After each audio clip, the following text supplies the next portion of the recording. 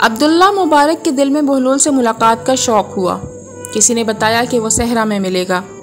عبداللہ صحرا کی جانب روانہ ہوا اور ایک جگہ اس نے بہلول کو دیکھا کہ ننگے سر ننگے پاؤں یاہو یاہو پکار رہا ہے۔ وہ قریب گیا اور سلام کیا۔ بہلول نے سلام کا جواب دیا۔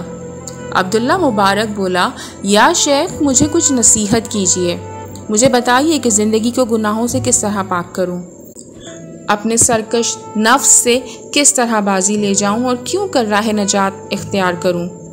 بہلول نے سادگی سے کہا، بھائی جو خود عاجز اور پریشان ہے اس سے کوئی دوسرا کیا امید رکھ سکتا ہے؟ میں تو دیوانہ ہوں، تو جا کر کسی عقل مند کو تلاش کر جو تیری فرمائش پوری کر سکے۔ عبداللہ نے سینے پہ ہاتھ رکھا۔ بہلول اسی لیے تو یہ ناچیز آپ کی خدمت میں حاضر ہوا ہے کہ سچی بات کہنے کی جرأت تو صرف دیوانے ہی رکھتے ہیں۔ بہلول نے اس کی بات کا کوئی جواب نہیں دیا اور خاموش ہو گیا۔ عبداللہ منت خوشامد کرنے لگا۔ جب اس نے بہت مجبور کیا تو بہلول بولا، عبداللہ میری 4 شرطیں ہیں، اگر تم قبول کر لو تو میں تمہیں راہ نجات دکھا دوں گا۔ بصر و چشم، 4 کیا، میں آپ کی 4000 شرطیں ماننے کو تیار ہوں کہ راہ نجات تو اسی میں سستی ہے۔ عبداللہ نے بے صبری سے کہا، تو پھر سن۔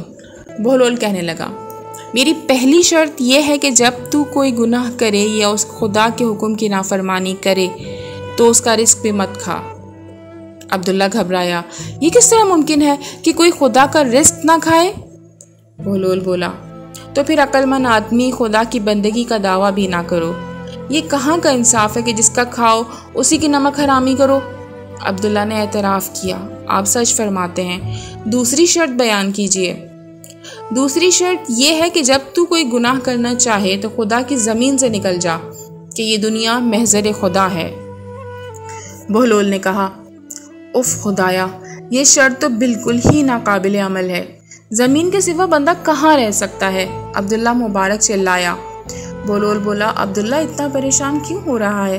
کیا تجھ میں ذرہ برابر بھی انصاف نہیں ہے؟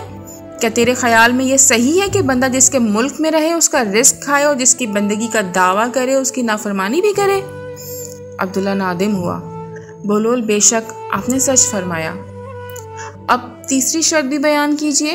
بہلول بولا، بھائی تیسری شرط یہ ہے کہ جب تو کوئی گناہ کرنے کا ارادہ کرے یا خدا کی نافرمانی کرنا چاہے تو کسی ایسی جگہ جا کر جہاں خدا تجھے نہ دیکھ سکے، نہ ہی تیرے حال سے واقف ہو۔ جب تجھے کوئی ایسی جگہ مل جائے تو جہاں تجھے خدا نہ دیکھے تو پھر جو تیرا دل چاہے کر۔ عبداللہ بے حد پریشان ہوا۔ جناب شیخ بہلول، یہ شرط بھی ویسی ہی کٹھن اور ناقابل عمل ہے۔ خدا تو حاضر و ناظر ہے، وہ عالم الغیب ہے، وہ سب کچھ جانتا اور دیکھتا ہے، تو پھر ایسی کون سی جگہ ہے جو اس سے پوشیدہ اور اوجھل ہے؟ تو عبداللہ، جب تو یہ جانتا ہے کہ وہ حاضر و ناظر ہے تو پھر کیا کسی بندے کو زیب دیتا ہے کہ وہ خدا کی زمین پر رہے، اس کا رزق کھائے اور اس کے سامنے اس کی نافرمانی کرے اور پھر بھی اسے بندگی کا دعویٰ ہو؟ حالانکہ اللہ تعالیٰ قرآن پاک میں فرماتا ہے، یہ خیال نہ کرو کہ اللہ اس عمل سے غافل ہے جو ظالم کرتے ہیں۔ عبداللہ نے پشیمانی سے کہا، بہلول میں لاجواب ہوں، اب آپ اپنی چوتھی شرط بیان کریں۔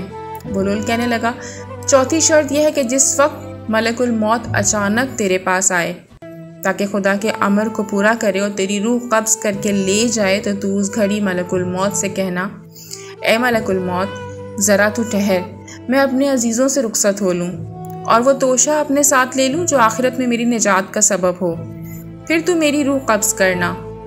ملک الموت کب کسی کو مہلت دیتا ہے شیخ بہلول؟ یہ آپ نے کیسی کڑی شرط لگا دی ہے؟ عبداللہ مبارک نے فریاد کی، تو پھر اے دانش مند، اس دیوانے کی بات سن۔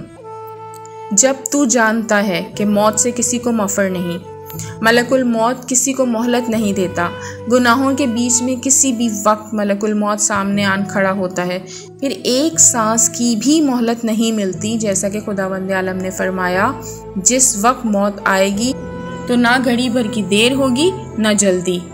تو اے عبداللہ، تو کب غفلت سے ہوشیار ہوگا؟ دیکھ، غرور سے دور رہ اور آخرت کی فکر کر، لمبا سفر سامنے ہے اور عمر بہت مختصر ہے۔ جو کام اور عمل خیر آج ہو سکتا ہے وہ آج ہی کر لو، کیا خبر تو کل کو نہ دیکھ سکے۔ جو وقت ہاتھ میں ہے وہی غنیمت ہے۔ اعمال خیر کی صورت میں آج ہی آخرت کا توشہ اپنے ہمراہ لے لے، ایسا نہ ہو کہ کل پچھتانا پڑے۔ عبداللہ کا سر جھکتا چلا گیا اور اس کی زبان گنگ ہو گئی۔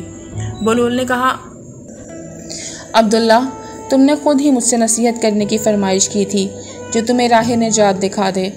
تم نے اب سر کیوں جھکا لیا ہے؟ تمہاری زبان پہ تالا کیوں پڑ گیا ہے؟ تم آج میرے سامنے لاجواب ہو گئے ہو، تو جب کل روز حشر تم سے پوچھ گچھ ہوگی تو کیا جواب دو گے؟